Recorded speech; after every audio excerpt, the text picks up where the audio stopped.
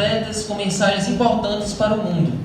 E para nós, Deus nos deu o privilégio de darmos essas 3 mensagens angélicas.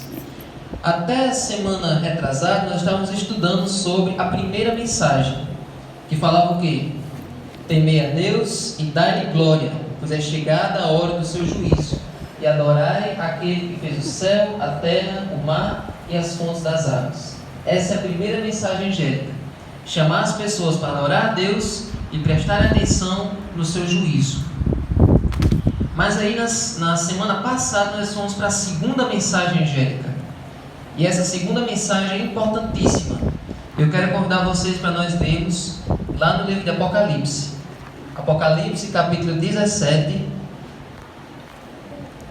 Vamos conhecer aqui a segunda mensagem. Vai ser uma recapitulação bem rápida, mas todo mundo vai entender. Ou melhor, capítulo 14. Vamos primeiro ler a mensagem angélica e depois nós vamos entender o que está por trás dela. 14, verso 8.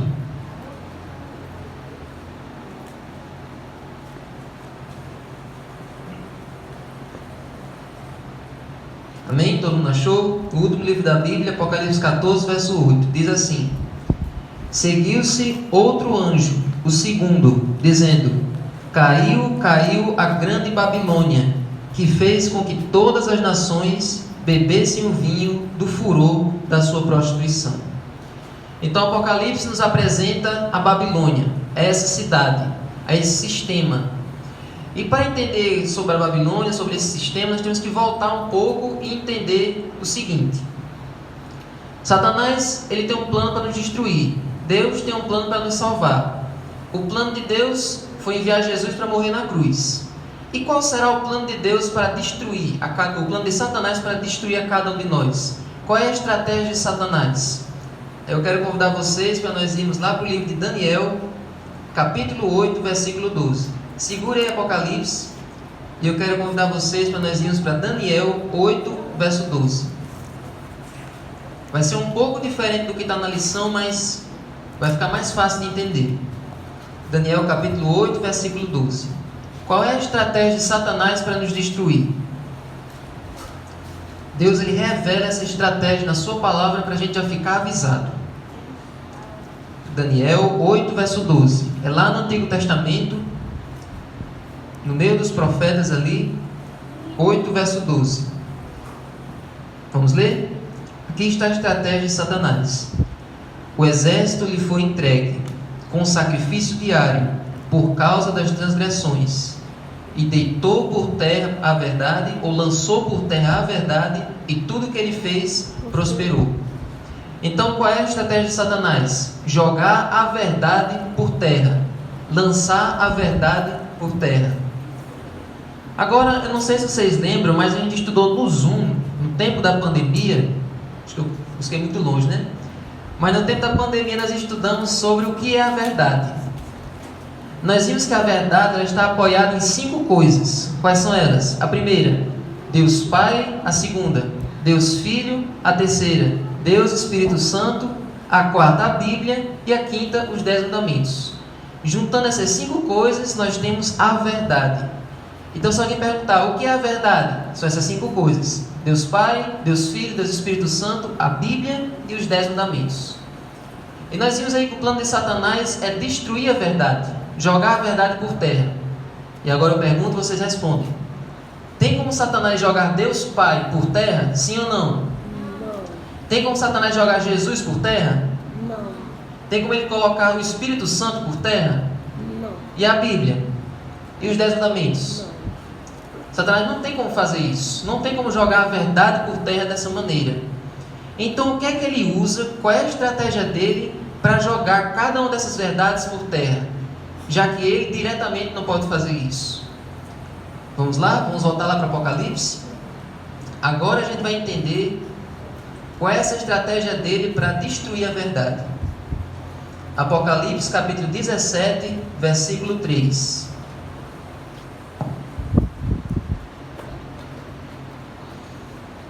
O último livro da Bíblia, capítulo 17, versículo 3.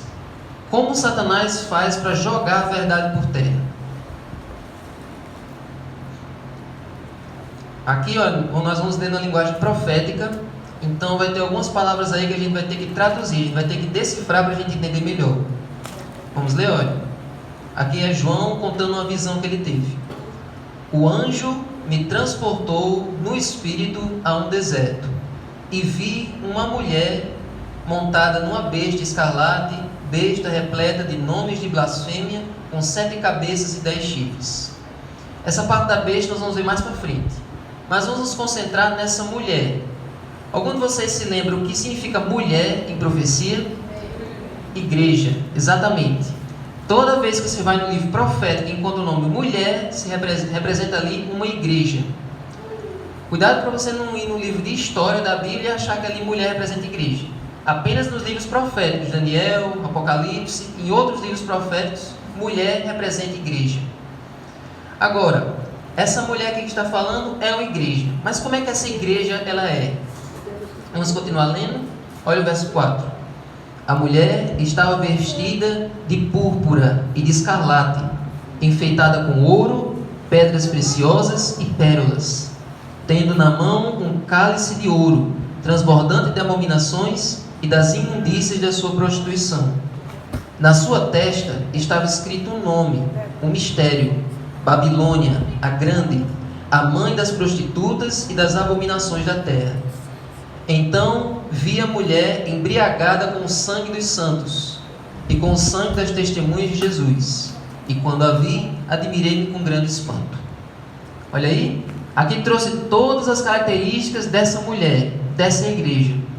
Só de olhar assim de longe, nós já vimos que essa igreja não é de Deus. Tem algumas coisinhas que nós vimos aí que já dizem que essa igreja ela é falsa. Mas como é que a gente vai identificar essa igreja? Então, ó, gente, nós vimos aí que essa igreja falsa é a estratégia de Satanás para destruir a verdade. Então, por que Satanás usa uma igreja? Por que Satanás usou logo essa estratégia?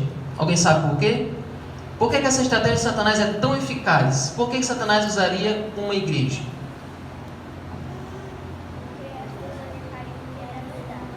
Olha aí, olha o que Davizinho disse. Muito bem, Davi. Davizinho disse que as pessoas achariam que era verdade. Olha aí. Porque o que é que tem numa igreja? Digam aí, o que é que vocês acham que tem numa igreja? Tem louvor, tem o que mais? Tem Bíblia, tem o que mais numa igreja? Pastor. Tem pastores, tem revelações, tem o que dele? A palavra de Deus, tem a Bíblia. Tem de tudo numa igreja. Tudo de espiritual tem numa igreja. Então por que Satanás não usaria uma igreja para enganar as pessoas? É a maior estratégia que ele poderia usar. Então, aqui Satanás usou essa igreja. E agora a gente vai destrinchar. Como é essa igreja. Vamos ler, olha. Verso 4. A mulher estava vestida de púrpura e escarlata, enfeitada com ouro, pedras preciosas e pérolas. Ou seja, essa igreja é uma igreja muito rica, é uma igreja muito adornada, é uma igreja que tem muito dinheiro. O que mais? Tendo na mão um cálice de ouro transbordante de abominações. O que é abominação de acordo com a Bíblia?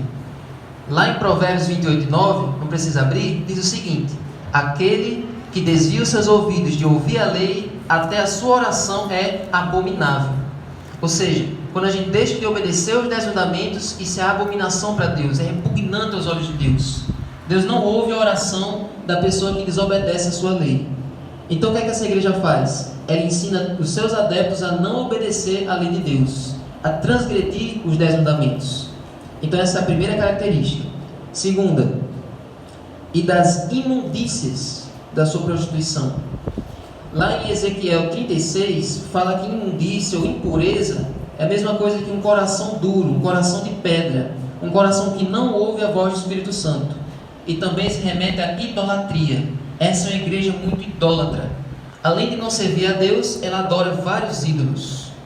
O que mais? Das imundícias da sua prostituição. Aqui nesse contexto significa o quê? Que essa é uma igreja que ela adultera a verdade. Ela mistura a verdade com a mentira. Porque se essa igreja chegasse apenas com a mentira, as pessoas iam rejeitar. Se Satanás chegasse na sua casa e disse: eu sou Satanás, sou inimigo de Deus, quero chamar você para brigar contra Deus, você ia aceitar? Não ia.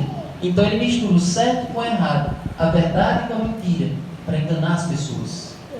Então essa igreja, ela desobedece a lei de Deus, ela tem um coração de pedra, ela é idólatra e ela mistura a verdade com o erro. E agora a gente vai entender um outro ponto, verso 5. Na sua testa estava escrito um nome, um mistério: Babilônia a Grande. Então, olha o nome dessa igreja aqui, o nome fictício dessa igreja: Babilônia a Grande. Por que ela é chamada assim? Porque ela lembra a Babilônia que tinha no tempo da Bíblia, que surgiu quando? Lá na Torre de Babel. Eu já contei a história da Torre de Babel para vocês.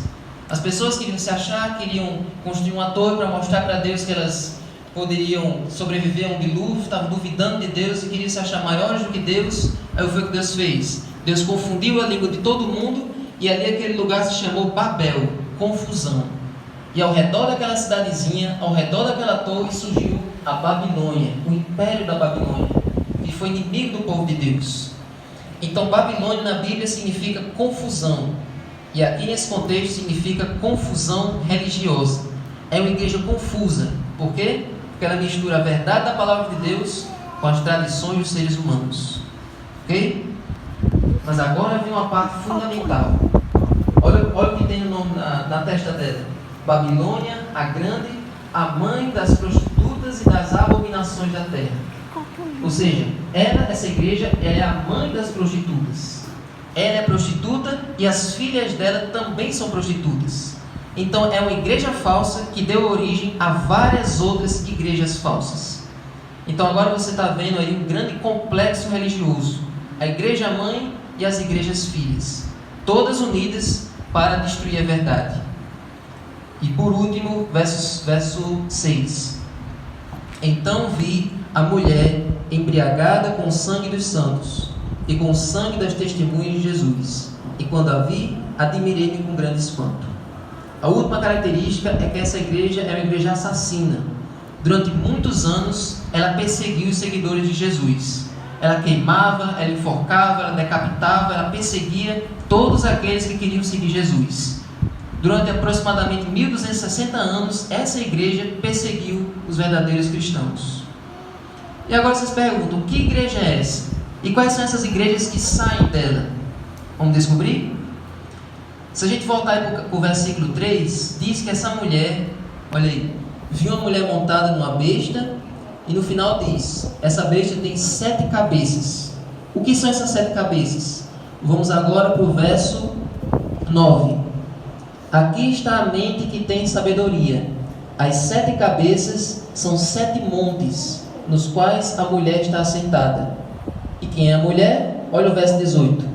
A mulher que você viu é a grande cidade que domina sobre os reis da terra. Então a sede desse complexo, a sede dessa Babilônia espiritual é uma cidade que está localizada entre 7 montes. E se a gente olhar no mundo, se a gente olhar no mapa, esse centro religioso, que a sede dele fica no meio de 7 colinas, é a cidade de Roma. Então a profecia diz que essa igreja mãe é a Igreja Católica Apostólica Romana. E dela surgiram várias igrejas falsas, várias igrejas que ensinam a mentira também. Então todas elas juntas formam ali esse complexo chamado de Babilônia, confusão religiosa. E por que nós vimos tudo isso? Porque a segunda mensagem que nós devemos proclamar ao mundo é justamente o que tem lá em Apocalipse 14:8. Apocalipse 14:8, vamos ler novamente? Depois de entender quem é a Babilônia, qual é a mensagem que a gente deve proclamar para o mundo? Caiu a grande Babilônia, que fez com que todas as nações bebessem o vinho do furor da sua prostituição. Ou seja, o que é que vai acontecer perto da volta de Jesus? Deus vai derramar 7 pragas sobre o mundo. 7 pragas sobre as pessoas que não quiseram ficar do lado de Deus, as pessoas que decidiram não aceitar Jesus e se tornaram inimigas de Deus. Vai derramar 7 pragas. Quando essas pragas caírem, todo mundo que foi enganado por Babilônia, por essa confusão religiosa, vai perceber: vixe, nós fomos enganados a vida toda, os nossos líderes ensinaram para a gente errado a vida toda, a gente estava nesse complexo errado o tempo todo. Então aí que eles vão perceber que eles estavam errados a vida toda, que eles estiveram enganados a vida toda. Mas para que nós não vejamos essas pessoas desesperadas quando as pragas caírem, é nosso dever proclamar essa mensagem hoje, para que as pessoas que estão no engano, que as pessoas que estão no erro, venham para onde está a verdade. Amém. E olha, vamos ler o capítulo 18, verso 4. Para terminar, vamos ler esse versículo. Apocalipse 18, verso 4. Aqui é a mensagem de Deus. Ouvi outra voz do céu dizendo: saiam dela, povo meu, para que vocês não sejam cúmplices em seus pecados e para que os seus flagelos não caiam sobre vocês. Deus tem pessoas sinceras em todas as igrejas. Jesus disse: eu tenho outras ovelhas além desse aprisco. A mim me convém conduzi-las. Então haverá um só rebanho e um só pastor. Amém. A igreja adventista tem a igreja física, mas tem uma igreja maior ainda, composta de todos os sinceros de todas as religiões. Amém. Quando a gente proclamar essa mensagem, todos esses sinceros vão se unir e formar uma igreja só, uma igreja verdadeira, que espera a volta de Jesus. Amém. Então nós não podemos condenar as pessoas das outras igrejas, condenar as pessoas de outras religiões, porque no momento certo, Deus vai chamar elas através de nós. Então vamos ser firmes, vamos estudar as profecias, vamos estudar essas mensagens maravilhosas, para que a gente possa ser instrumentos de salvação e não de perdição. Amém? Amém. Vamos ficar de pé? Vamos fazer uma oração?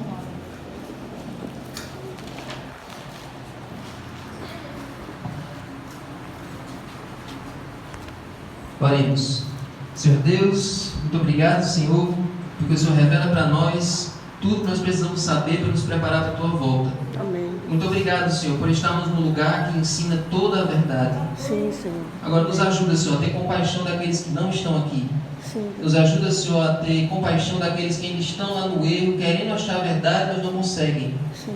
Nos ajuda, Senhor, a compartilhar a verdade com eles, a não discriminá-los, mas ajudá-los a te encontrar. Sim. Fica conosco e que cada pessoa que veio aqui essa manhã possa ser abastecido, possa ser abençoado com a Tua verdade e com as bênçãos da Tua palavra, em nome de Jesus. Amém. Amém.